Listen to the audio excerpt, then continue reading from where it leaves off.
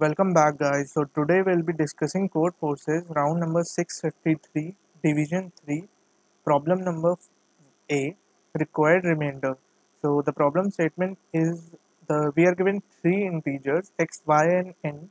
We need to find a maximum integer k such that the value of k lies between 0 to n. Means we need to find a k, the maximum value of k, and the relation they have given is when we'll divide k with x, then the remainder left is y.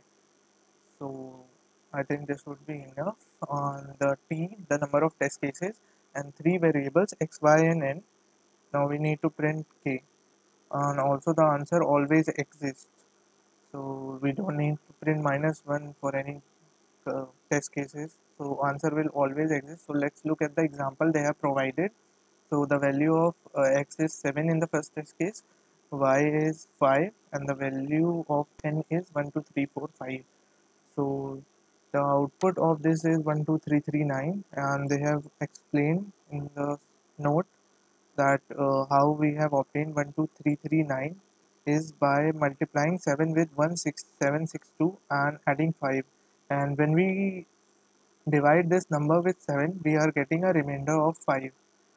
Okay, now I hope you have understood the problem. Now let's look at some custom test case. So here I have taken the same example. The value of x and y are same in both the cases. And only change is the value of n.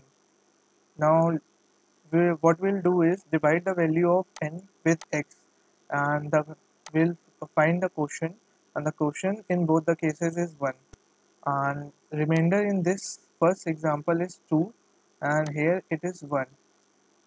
So what we'll do in the first example is, we will multiply the quotient with x and add the value of y, that is 5. It comes up 5. Is 5 less than n? If it is, then it is our answer. So yes, it is. So the output of this will be 5. And for the second example, we'll do the same. We'll take the value of x, that is 3, and multiply it with quotient and add the value of y with it. So here also the value is 5. But now we'll need to see if this value is less than n. It is not. So now what we'll do is we will multiply quotient by subtracting 1 from it and adding the value of y. So now the output would be 2.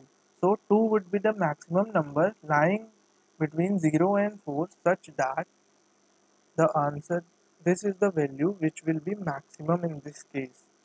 So now let's look at the code. So this was the code I submitted. So taking the input test cases, then x, y, and n, here finding the quotient and the remainder, and in the if condition checking if the value of remainder, means the value of remainder we have found from doing this value, if this is less than y, if this is this would be greater than equals to y. If this is the case, means if this was here it was 2, if it was 3 it was 4, we can normally add the value of y in the formula.